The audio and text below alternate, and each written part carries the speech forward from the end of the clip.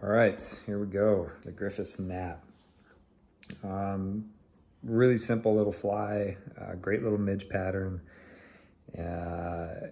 Tying this one on a size 18, standard dry fly hook. This is a TMC 100. I like this little hook. Tying this on UTC 70 denier thread. It's usually my go-to thread. So we'll go ahead and get started getting our thread tied down. And there's not much to this fly, so I just try to make sure that I make it as durable as possible as I'm tying it, because as you probably know, with peacock herl, it doesn't tend to last very long. So first thing I'm tying in is the rib of this fly, and I'm using small copper wire. And this is gonna give the fly a little bit of a rib, but it's also gonna be what we use to secure down the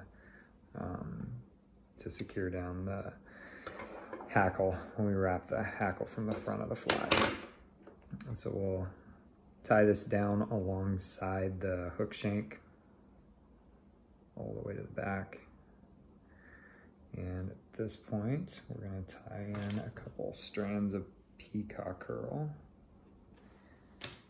And this stuff, is amazing as it is, it doesn't last very long. It's quite brittle, and so we'll tie it down, and then we'll bring the rib through the fly with the wire.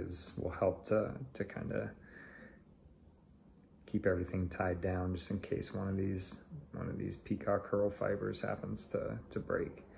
So we're just gonna wrap this, we'll wrap this forward all the way up to not right behind the eye. I wanna leave enough space to finish off the fly. So we'll give it a couple wraps, and then we'll pull that back, a couple wraps over the top.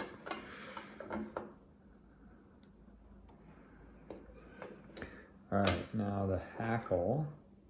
I'm using a grizzly hackle, and this hackle's probably a little bit big for a size 18, but I typically end up just trimming the hackle when I'm done, so I'm not too concerned about getting it sized just perfectly. But something that I find helps with this fly is, rather than stripping the fibers down to the stem, I'm going to trim it down so there's a little bit left, and that's just going to give the thread something to latch on to when we tie this in. So just lay the hackle fiber down, and 3 or 4 good, and those are good tight wraps, so it should secure it down pretty well. And then we're just gonna make a handful of wraps back to the bend of the hook. And when we get back to where our copper wire is, I'm just gonna hold the hackle fiber, and then the copper wire is what's gonna cinch it down. And then we're just gonna bring the copper wire up through the body of the fly. And again, that's gonna create a bit of a rib, but it's also gonna help to secure down the peacock herl, because that stuff is brittle and it doesn't take much for it to break. Get the wire up to the front, a couple good tight wraps, and you should be able to just helicopter the copper wire and it'll come off. And again, we're trying to pull as many of these hackle fibers back as possible to create a bit of a head at the end of the fly. And don't want to make too many wraps before I do the whip finish, because this will build up the head. There we go. And now we can trim our thread back. And every once in a while you end up with a couple hackle fibers that get trapped in there, and you can just trim those off at the end, as well as our larger hackle.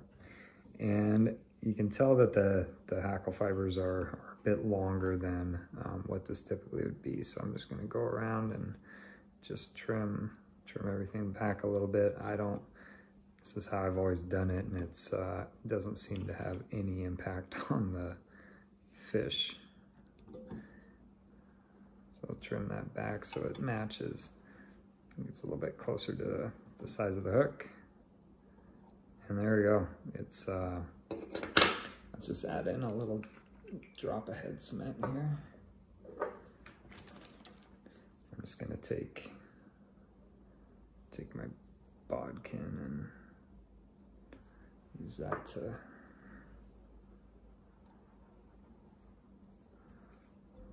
drop in a little head cement. There we go. That's the Griffiths Gnat. It's not a hard fly to tie, but it's a great little midge pattern. Hope that helped, and good luck.